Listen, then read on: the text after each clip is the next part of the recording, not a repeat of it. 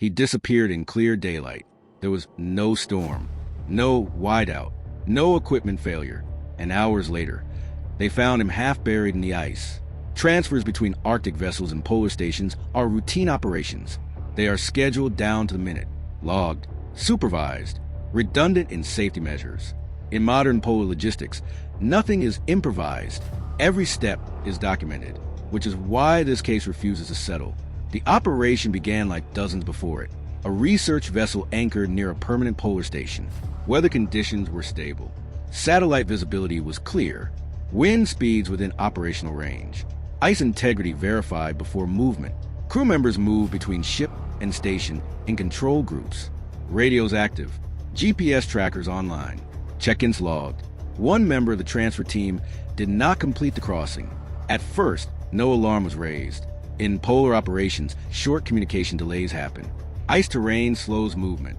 Equipment adjustments require pauses. Minutes passed, then more minutes, then an hour. Only when his radio failed to respond repeatedly did the tone shift. A search began immediately, and here's the first detail that unsettles professionals who reviewed the case. There were no obvious signs of struggle, no broken ice, no equipment scatter, no clear drag marks, just distance. The body was discovered several hours later, partially covered by wind-driven snow, approximately 400 meters off the marked transfer route.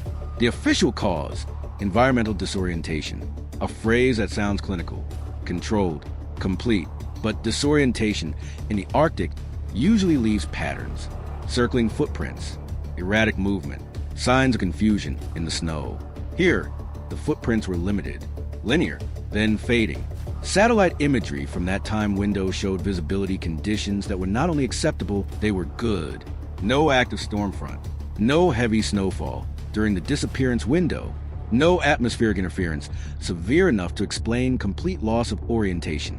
So how does a trained polar transfer crew member, equipped with communication gear, reflective markers, and GPS routing, walk hundreds of meters off course without correction? That question is not addressed clearly in the official report. The report emphasizes environmental stress. Cold exposure can impair cognition. Fatigue reduces decision-making clarity. White environments distort depth perception. All true, but none of those factors explain the silence. Because here is what makes this case structurally unstable. There were other people on that route. Other crew members completed the transfer within minutes of his departure. No one reported unusual ice shifts. No one reported radio interference. No one reported losing visual contact abruptly. The timeline becomes even more complicated when internal transfer logs are examined. His last confirmed radio check-in occurred within standard operating parameters. His tone was described as calm. No distress noted. Then nothing. No gradual weakening of signal. No escalating confusion. No fragmented speech. Just absence. Search patterns initiated after the first missed check-in were executed according to protocol. Thermal scans were deployed. Drones were launched. The body was found in a zone that had already been visually scanned earlier in the operation. That detail has never been fully clarified. Was the body initially obscured? Did drifting snow accumulate that quickly? Or was the area not searched as thoroughly as documented?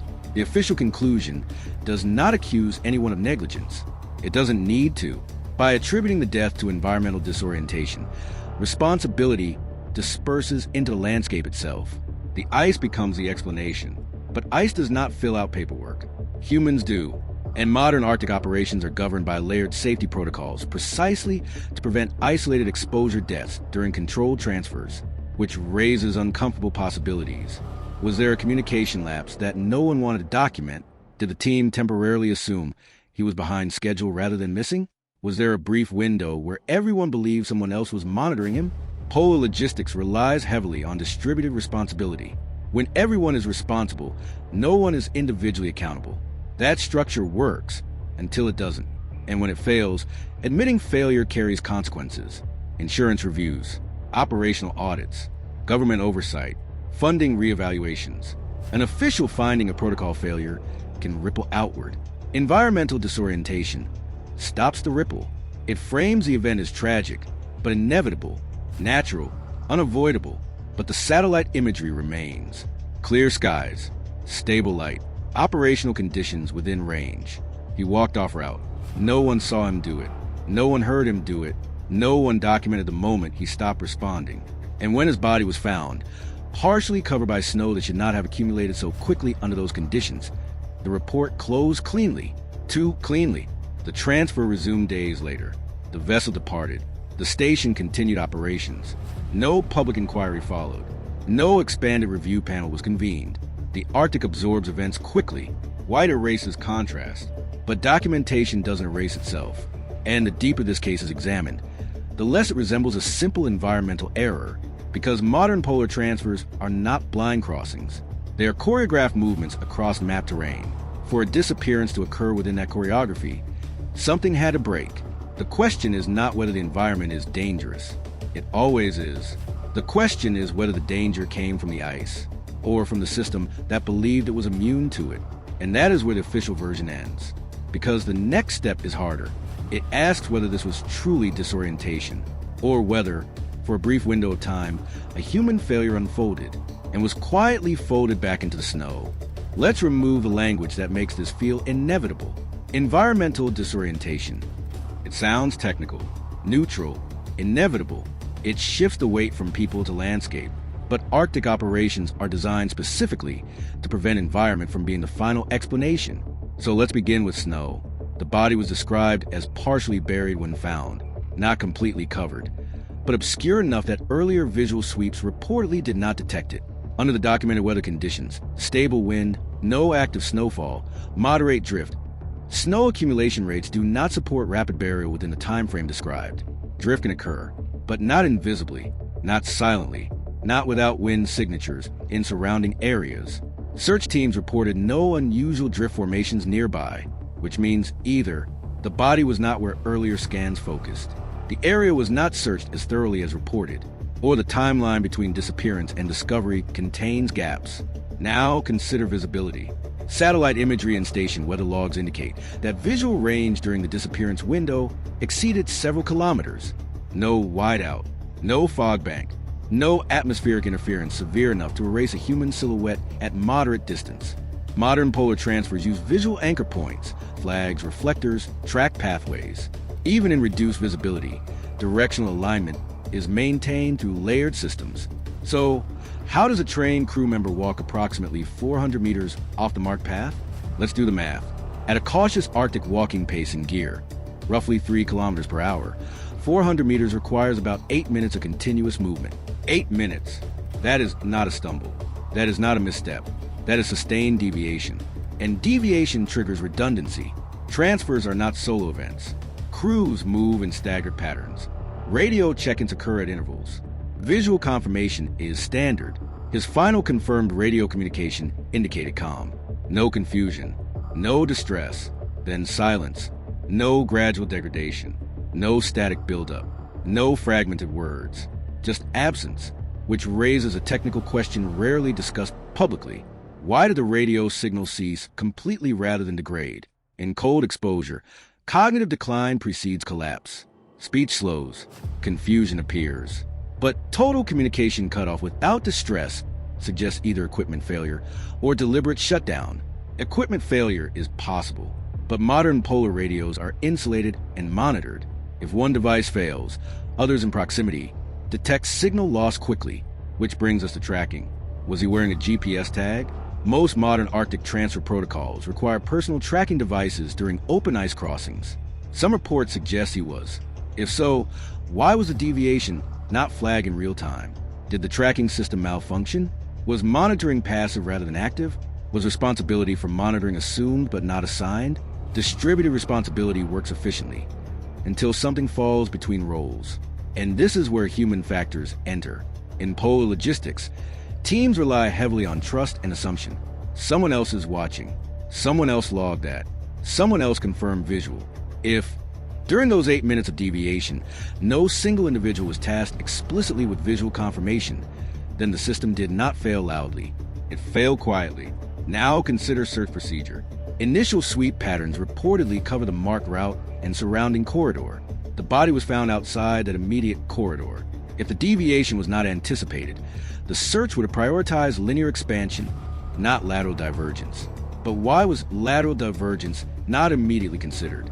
Was deviation considered unlikely because protocol was trusted too much? Or was deviation considered possible, but politically uncomfortable? Because acknowledging deviation implies either he chose to leave the route intentionally, or someone allowed him to drift from it without correction. Intentional deviation introduces new questions. Was there a conflict prior to the transfer? Did he separate from the group willingly? Was there a disagreement not documented? There is no evidence of that publicly. But absence of evidence in administrative reports is not confirmation of absence. The final and most uncomfortable layer is administrative incentive.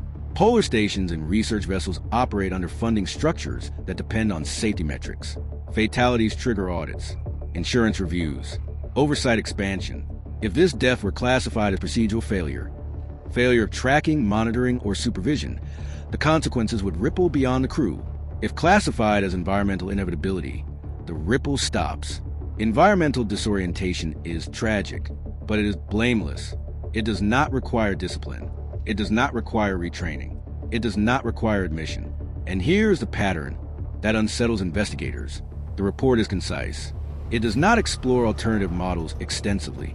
It does not simulate route deviation under those visibility conditions. It does not deeply examine communication logs beyond confirming cessation. It closes cleanly. Too cleanly, because Arctic deaths are rarely clean. They are chaotic, documented in painful detail, studied for procedural reform. This one became a paragraph.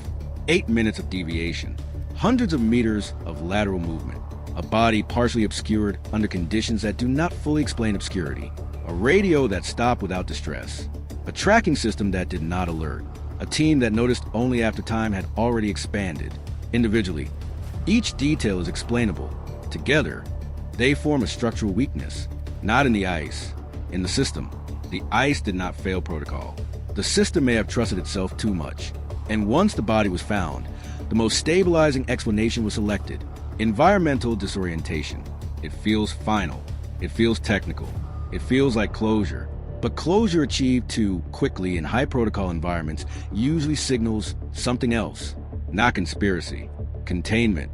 Because if one trained crew member can deviate silently under clear skies during controlled transfer, then the system is not as redundant as it claims. And admitting that in polar operations is not a small correction. It is a foundational vulnerability. So the question remains, did the ice take him? Or did confidence in procedure create the exact window that allowed him to disappear? The satellite images remain clear. The logs remain short. The snow moved slowly. But the explanation moved fast. And in the Arctic, speed is rarely the environment's fault. He walked for 8 minutes. That's all it would have taken. 8 minutes to move off a marked path. 8 minutes to step beyond visual redundancy. 8 minutes to enter a space no one believed required watching. The ice did what ice always does. It stayed still. It didn't chase him. It didn't shift violently. It didn't erase the sky. Clear conditions. Stable light. Operational weather. And yet, he was found alone. Partially covered. Far enough from the route to raise questions. Close enough to suggest it didn't take much. The official explanation closed the event. Environmental disorientation. It sounds clinical, final, almost merciful. It implies inevitability. But inevitability rarely comes with missing minutes, silent radios, and systems that trusted themselves. Polar operations depend on discipline, on redundancy, on someone always watching. If that chain breaks, even briefly, the cold doesn't hesitate. It doesn't argue. It doesn't explain. It just remains. The vessel continued operations. The station resumed transfers. The logs archived the incident. And the ice returned to being background. But somewhere between clear skies and quiet reports, something didn't align. Not loudly, not dramatically. Just enough. Enough to leave a question suspended in the cold air. Was this truly disorientation? Or was it a moment when the system assumed safety and stopped looking? If this investigation made you pause, consider leaving a like and subscribing. It helps keep stories like this examined slowly, instead of sealed quickly, because in the Arctic, silence is normal. But sometimes silence is chosen, and the ice keeps both secrets the same way, without moving at all.